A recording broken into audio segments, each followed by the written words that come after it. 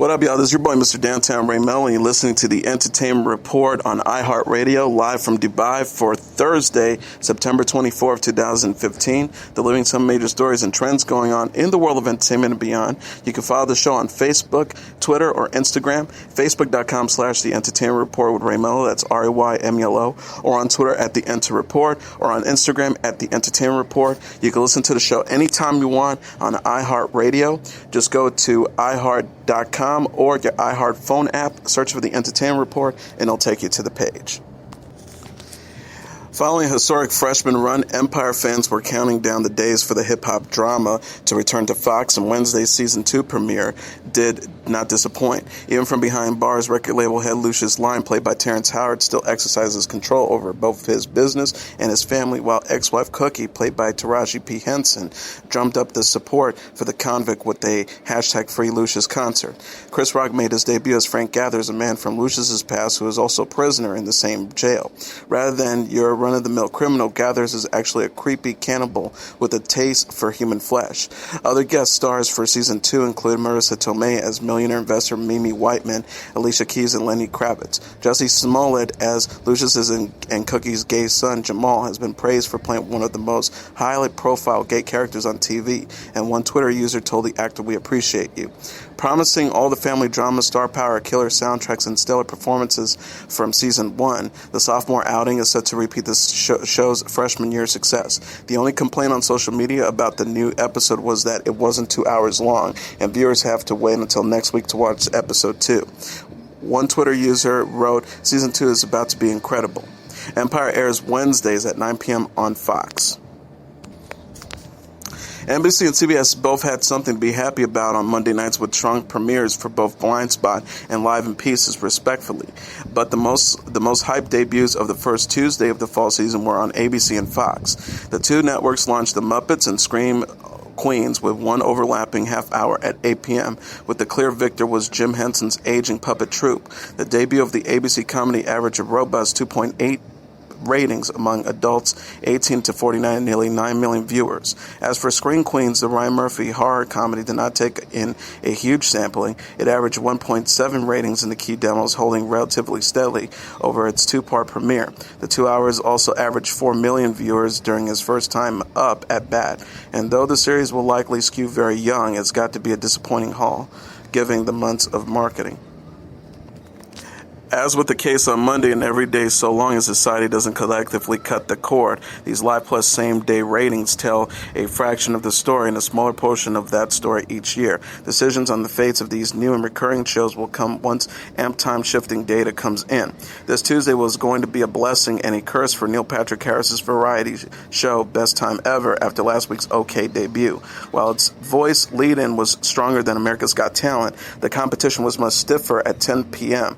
The second outing was much improved, 18% to a 2.2 rating in the key demos. That was after the second night of The Voice raked in an average 3.4 rating among adults 18 to 49 demo, easily topping Tuesday's other options.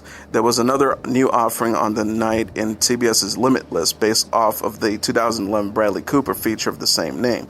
The series opened to a solid 1.8 rating with adults 18 to 49 and 9.8 million viewers. It followed back-to-back premieres of the original NCIS, 2.4 adults, and spin-off of number 2, NCIS New Orleans, 1.7 adults. Elsewhere on ABC, the sophomore run of Fresh Off the Boat, a surprisingly robust mid-season entry, gives Tuesday's recent history of comedy failures. Following The Muppets with 1.9 rating among adults 18 to 49, Dancing with the Stars airing between 9 and 11 p.m., pulling in a 1.5 demo showing.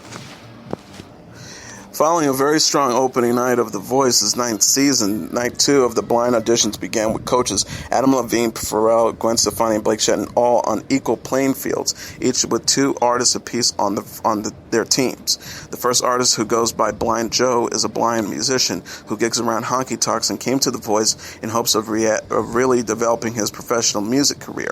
He said The Voice is unique in that you can be your own artist. If it hadn't been for love, Shelton turned first, likely drawn in by his country sound. Levine followed, and then both Stefani and Pharrell decided to turn at the last second, starting off the night with another quadruple turn. Levine made it clear that he wants a country singer on his team, and this season, but Blind Joe made the obvious choice and picked Team Blake.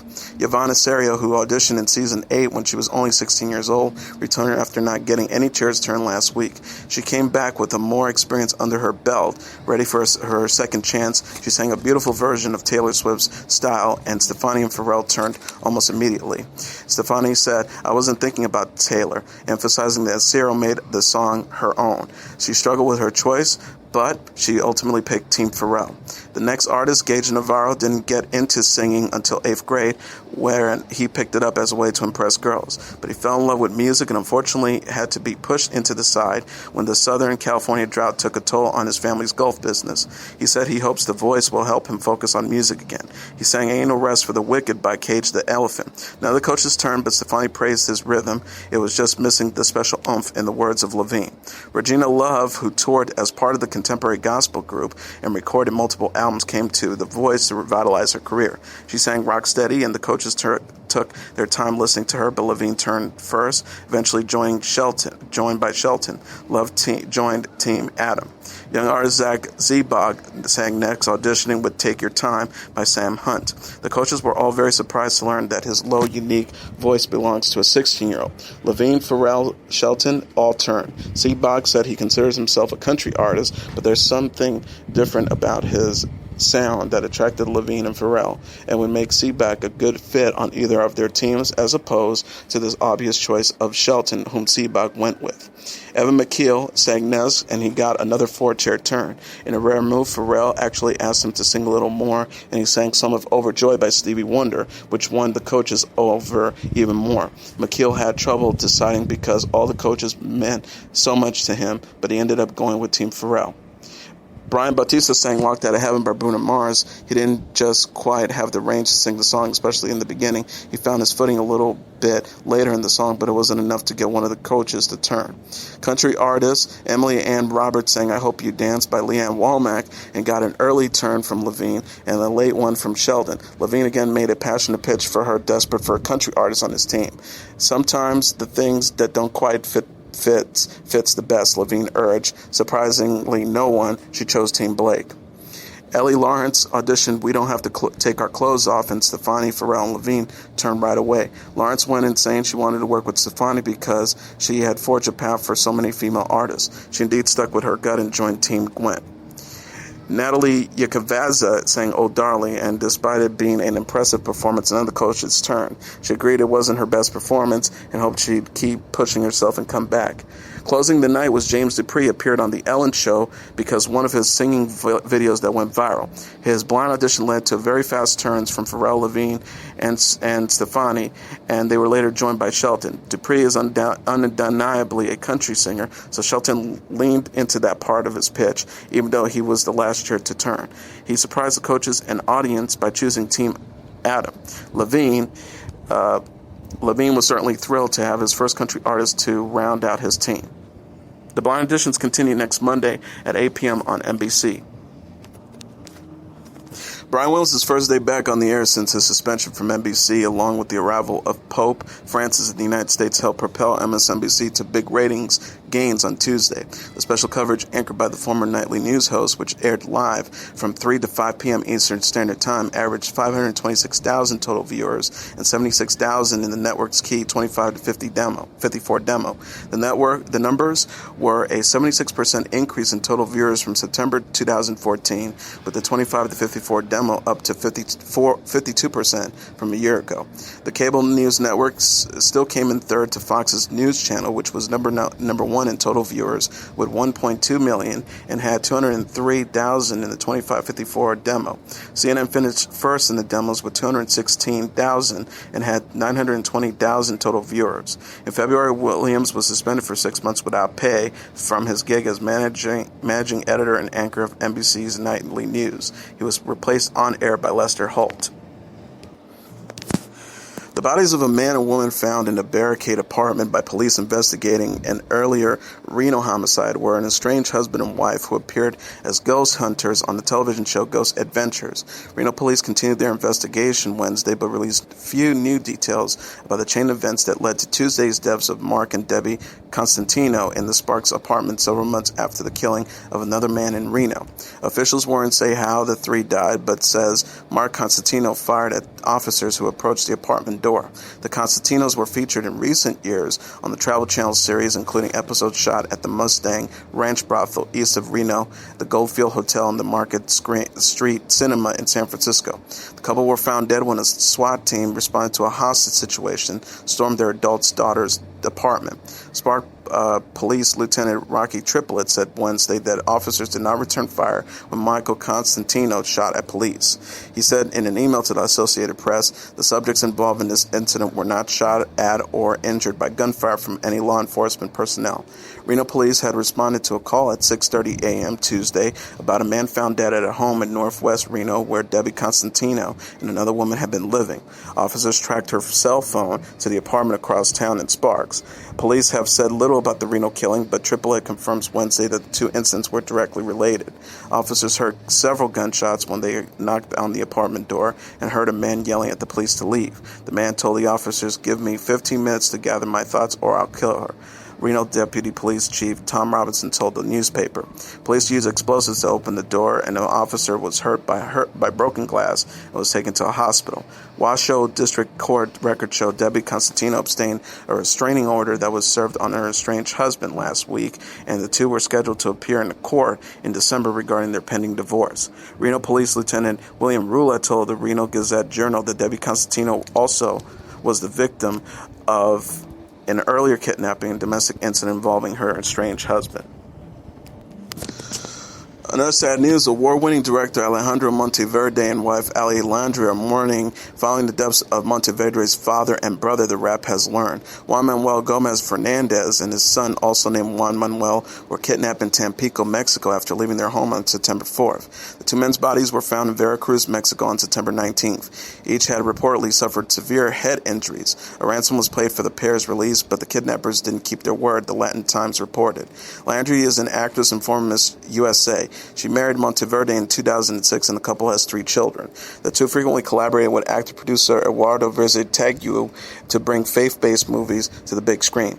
Monteverde, who is originally from Tampico, Mexico, wrote and directed the drama Bella, which won the People's Choice Awards at the 2006 Toronto International Film Festival. His most recent film, Little Boy, which was released in April and earned $6.5 million at the U.S. box office. Landry and Mexican-American star Verzetegui appeared in Monteverde's films. After Verzetegui received the news about his friend's devastating loss, he took to Twitter to express his condolences. On Monday, he tweeted in Spanish, "With a heart full of pain and sadness, I ask for prayers for my friend and compadre Alejandro Gomez Monteverde and all his family." 10 minutes later, he followed up by tweeting, "My deepest condolences to my soul brother. I love you so much, compadre. I put my heart in your hands, and I join you in this deep pain." The Fox News channel says Donald Trump's attacks on the network, including a tweet saying he won't appear there anymore, are stale and tiresome, and that he's lashing out because the O'Reilly Factor canceled an interview with Trump that had been scheduled for Thursday. Trump tweeted, "At Fox News has been treating me very unfairly, and I have therefore decided that I won't be doing any more Fox shows for the foreseeable future," Trump tweeted Wednesday. At 11:45 today, we canceled Donald Trump's scheduled appearance on the O'Reilly Factor on Thursday, which resulted in Mr. Trump's subsequent tweet about his boycott on Fox News, a network spokesperson said Wednesday. The spokesperson continues, "The press predictably jumped to cover his tweet, creating yet another distraction from any real issues that Mr. Trump might be questioned about. When coverage doesn't go his way, he engages in personal attacks on our anchors and hosts, which have grown stale and tiresome. He doesn't seem to grasp that candidates telling journalists what to ask is not how the media works in this country." Fox News or Bill O'Reilly hasn't explained why specifically Trump's planned appearance was canceled, but it's understandable given the nature of the recent tweets from the GOP's front-runner for the presidential nomination.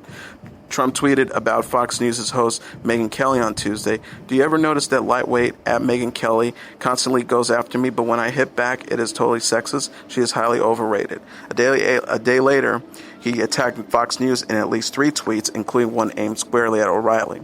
It tweeted at O'Reilly Factor, why don't you have some knowledge talking heads on your show for a change instead of the same old Trump haters? After that, he tweeted, I am having a really hard time watching at Fox News. And a little later, he tweeted about Fox News guest and National Review editor Rich Lorre, stating, at Rich Lorre is truly one of the dumbest of the talking heads. He doesn't have a clue. No franchise is more important to Universal Pictures than Fast and Furious. The car racing series' 7th installment grossed $1.5 billion worldwide this year. But the efforts to mount an 8th picture is proving more difficult than the first imagined for the studio. It announced April 2017 release date inches closer, and screenwriter Chris Moran works on the script. Universal still has not found a director for the next outing. And in this case, it seems the job will involve more than just the usual challenge of overseeing a big budget thrill ride. There's also the recent exit of studio co-president of production Jeffrey Kishenbaum, who oversaw the series, and the prickly matter of star producer Vin Diesel. Following the death of Paul Walker in November 2013, Universal listed Diesel 48 as the face of the series, updating fans on Furious 7 via his social media and putting him forward to speak about the cast and crew's desire to finish the movie, which was about halfway completed when Walker died in a car accident. Diesel not only was a veteran of the series going back to the 2001 original, though he took a break returning to the fourth installment, but he had the credibility of having been close to Walker personally. Fast and Furious 7 nearly doubled the $789 million haul of Fast and Furious 6. And some of that number likely is a tribute to curiosity stirred by Walker's death, as well as Universal's shrewd handling the tricky production, marketing, and publicity issues. But with a high of that magnitude, film studio chair Donna Langley was eager to re-enlist Furious 7 director James Wan, who emerged from his horror franchise past Saw, Insidious, into major action with his big-budget breakout. But while Universal has contractual options on Wan to direct the 8th and 9th installments, the filmmaker informed the studio before Furious 7 was finished that he instead wishes to direct the sequel to his 2013 hit The Conjuring for New Line Cinema. Universal accepted Wan's decision, but according to sources, when Justin Lin, who directed the 3rd through 6th movies in the series, chose to make the next Star Trek rather than return for Furious 8, the studio went back to Wan with an especially rich plea. One source describes it as a life-altering money to direct at least one more installment. AMC's The Walking Dead is poised to introduce another key comic book character. Luck alum Tom Payne has joined the cast of the zombie drama based on Robert Kirkman's comics, The Hollywood Reporter has confirmed. Payne will join the series in a recurring role for Season 6 and will play with an option for Season 7 and play Paul Monroe, a.k.a. Jesus. The character was first introduced in issue 91 of the comics. He is a resident of the Alexandria Safe Zone who moved to the community from another group called the Hilltop Colony. The character is a very logical man and skilled advisor with a strong sense of moral and values who is well adapted to the new world. The character is still alive in the comics, becomes a key member of the group in the comics ahead of the war against the Savers and the major villain Negan. The casting could pave the way for The Walking Dead to introduce Negan, a villain so dastardly that he makes David Morrissey's governor look like a fluffy bunny. Showrunner Scott M. Gimple previously told The Hollywood Reporter that introducing Negan would be challenging, especially given the character's penchant for F-bombs. He said, there's a particular story in that arc that I'm very excited for, but because we know what we're going, we have some opportunities to play around with it and put some things in that will lead up to Negan and Alexandria in different ways, yet fulfill the story, Robert told To the Ninth Degree, by utilizing some slightly different approaches, lineups and timelines, and the whole 9 yards. FX is signing up for another tour with Dennis Leary. The cable network has renewed freshman comedy Sex and Drugs and Rock and Roll for a second season, The Hollywood Reporter has learned. Created by, starring, and executive produced by Rescue Me alum, the comedy will return for a second batch of 10 episodes in 2016. Produced by FX Production and Fox 21 Television Studios, the first season stands as basic cable's most watched freshman primetime scripted comedy of the year among men 18 to 49 and 25 to 54 demo, as well as the third most watched new primetime scripted comedy on the basic cable with adults under 50 and total viewers when factoring in 7 days delay in viewing. The series is averaging the largest Live Plus 7 lift for any first-year comedy on FX, among the key viewer adults under 15 of 81% and total viewers up 83%. The world's most popular English-language song is potentially free from copyright after a federal judge ruled on Tuesday that filmmakers challenging Warner Chappell Music's hold on Happy Birthday to You should be granted summary judgment. According to the opinion on Tuesday from U.S. District Judge George H. King, because Summy Company never acquired the rights to the Happy Birthday lyrics, defendants as Summy Company's purported successors and interests do not own a valid copy in the Happy Birthday lyrics. The ruling means that Warner Chappell will lose out on $2 million a year in reported revenue on the songs, unless something happens at an appellate court or unless someone else comes forward with a valid claim of ownership to the songs. Filmmakers like director Jennifer Nelson, who sued in 2013 over demands as much as six figures to license, will no longer have to pay to feature Happy Birthday in motion pictures and television shows. The Happy Birthday song dates to the late 19th century work by a schoolteacher named Patty Smith Hill and her sister Mildred Hill. The Hill sisters later assigned rights to the publishing company owned by Clayton Summy. Later, copyright registrations were made by Summy Company on Happy Birthday. Warner Chappell has been contending that the 1935 registration covered both the piano arrangement as well as nearly universally known lyrics. The melody wasn't in content. Both sides agree that it is now in the public domain. Today's opinion rejects Warner's argument that a copyright entitles them to a presumption of validity, with the judge noting that it isn't particularly clearly whether the registration includes the lyrics. Further, the ruling established that rights never properly transferred. It seems like just yesterday when Jimmy Fallon was a cast member on Saturday Night Live. On Wednesday's Tonight Show, Fallon went even further back in time to when he was a pimped-faced, blonde-haired youth flipping burgers at Good Burger alongside Nickelodeon comedy duo Kenan and Kel. The fast food skit reunited Fallon with SNL alum Kenan Thompson and his sidekick Kel Mitchell. While copious orders of spicy chicken sandwiches, creamy milkshakes, and Crispy's fries, the energetic video left viewers hungry and somewhat confused. Thompson and Mitchell also starred in the 1997 comedy film Good Burger, directed by Brian Robbins, which had garnered a cult following over the years despite being panned by critics when it was released. Kenan and Kel aired on Nickelodeon from 1996 to 2000, won the favorite TV show at the 1998 Kids' Choice Awards. And now let's look back at what happened on this date in entertainment history. On this date in 1966, Last Train to Clarksville gives the made-for-TV Monkees a real-life pop hit. When producers Burke Schneider and Bob Rafelson conceived a situation comedy called The Monkees in 1965, they hoped to create a ratings success by blurring the line between pop music and television. Instead, they succeeded in liberating that line entirely when the pop group that began as wholly a fictional creation went on to rival, however briefly, the success of its real-life inspiration, the Beatles. On this day in 1966, the made-for-TV Monkees knocked down the fourth wall decisively when their first single, Last Train to Clarksville, entered the Billboard Top 40.